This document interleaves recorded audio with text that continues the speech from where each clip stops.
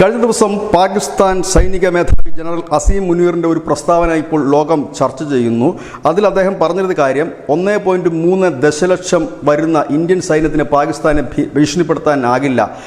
അപ്പോഴാണ് ബലൂചിസ്ഥാനിലുള്ള കുറച്ച് ഭീകർ ഈ ഭീഷണിയുമായി ഇറങ്ങിയിരിക്കുന്നത് എന്ന് പറഞ്ഞു.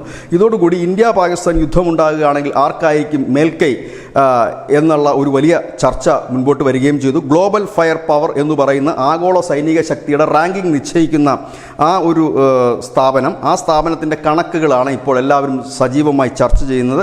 അങ്ങനെ നോക്കുമ്പോൾ ഓരോ സൈന്യത്തിൻ്റെയും അംഗബലം എത്രയാണ് എന്നുള്ളതാണ് ഈ ഒരു ഗ്ലോബൽ ഫയർ പവർ അവരുടെ റാങ്കിങ്ങിനായി ഉപയോഗിച്ചിരിക്കുന്ന സംഖ്യയാണ് ഇപ്പോൾ നമ്മൾ വിശദമായി നോക്കുന്നത്. അതിൽ ഇന്ത്യൻ കരസേനയുടെ ബലം, സജീവ സൈനികർ 10,44,000 പേരാണ്.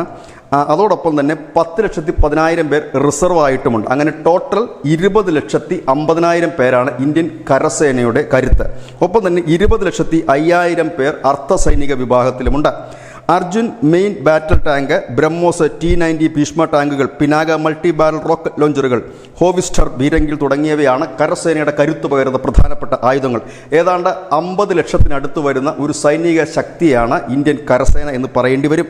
പാകിസ്ഥാനിലേക്ക് വരുമ്പോൾ ഇത് 6,54,000 പേരാണ്. അതായത് ഇന്ത്യയുടെ പകുതി, സജീവമായ ഇന്ത്യയുടെ 10,44,000 സൈനികരുടെ പകുതി മാത്രമാണ് പാകിസ്ഥാനുള്ളത്. അതായത് 6,54,000 സൈനികർ മാത്രമാണ്. ഇനി ഇന്ത്യൻ വ്യോമസേനയിലേക്ക് വന്നാൽ 600-ലധികം യുദ്ധവിമാനങ്ങൾ, 831 സപ്പോർട്ട് വിമാനങ്ങൾ, 900 ഹെലികോപ്റ്ററുകൾ, ടോട്ടൽ 2,229 വിമാനങ്ങൾ.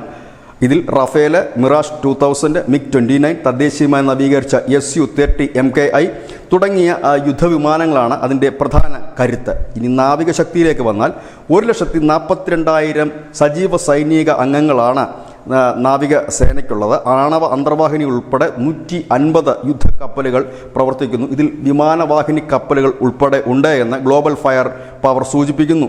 ലോകത്തിലെ ഏറ്റവും ശക്തമായ, അതായത് ആൾബലം കൊണ്ട് ഏറ്റവും ശക്തമായ സൈന്യത്തിൽ 2ാം സ്ഥാനമാണ് ഇന്ത്യക്കുള്ളത്. 12ാം സ്ഥാനമാണ് പാകിസ്ഥാനുള്ളത്. നേരത്തെ 9ാം സ്ഥാനമായിരുന്നു പാകിസ്ഥാനെങ്കിൽ ഇപ്പോഴത് 12ലേക്ക് മാറിയിരിക്കുന്നു. യുദ്ധവിമാനങ്ങൾ, ഇനി പാകിസ്ഥാൻ്റെ യുദ്ധവിമാനങ്ങൾ 387 യുദ്ധവിമാനങ്ങളുണ്ട്, 352 ഹെലികോപ്റ്ററുകൾ, 549 പരിശീലന വിമാനങ്ങൾ, എയർ ടു എയർ ഇന്ധനം നിറയ്ക്കുന്ന 57 ഹെലികോപ്റ്ററുകളടക്കം 1,434 വിമാനങ്ങളാണ് പാകിസ്ഥാൻ്റെ പക്കലുള്ളത്. ഇനി അവരുടെ നാവിക ശക്തിയിലേക്ക് വന്നാൽ 8 അന്തർവാഹിനികൾ ഉൾപ്പെടെ 114 യുദ്ധക്കപ്പലുകളാണ് പാകിസ്ഥാനുള്ളത്. കരസേനയിലേക്ക് വരുമ്പോൾ അവർക്ക് 3,742 ടാങ്കുകളുണ്ട്, 50,000 കവചിത വാഹനങ്ങളുണ്ട്, 752 ഭീരങ്കി യൂണിറ്റുകളുണ്ട്, 692 റോക്കറ്റ് ലോഞ്ചറുകളുമുണ്ട്. ഈ ഒരു ആയുധബലം വെച്ചുകൊണ്ടുള്ള ചർച്ചകളാണ് ലോകം എമ്പാടും നടക്കുന്നത്. ഏതായാലും ഒരു യുദ്ധം ഉണ്ടാകുകയാണെങ്കിൽ 2 സൈന്യത്തിൻ്റെയും ബലം, അതായത് സൈനികരുടെ ബലവും ഒപ്പം തന്നെ അവരുടെ പ്രധാന ആയുധങ്ങളുടെ ബലവും എന്ത് എന്നുള്ളതാണ്. ഇതിൻ്റെ മറ്റൊരു വശം എന്തെന്ന് ചോദിച്ചാൽ, ഈ ഏത് രാജ്യത്തിൻ്റേതാണെങ്കിലും അവിടുത്തെ പൂർണ്ണമായ സൈനികമായ രഹസ്യങ്ങളും അവരുടെ സൈനിക ബലവും മറ്റുമൊന്നും ആർക്കും ലഭ്യമല്ല. പക്ഷേ ഈ ഗ്ലോബൽ ഫയർ റാങ്കിംഗ് പട്ടികയിൽ ഉൾപ്പെടുത്തുന്നത് ഇവരുടെ ടോട്ടൽ സൈനിക ബലത്തെ കണക്കാക്കിക്കൊണ്ടാണ്, അതൊരു ഏകദേശ കണക്കെടുത്തുകൊണ്ടാണ് അങ്ങനെ ചെയ്യുന്നത്. News desk news India Malayalam.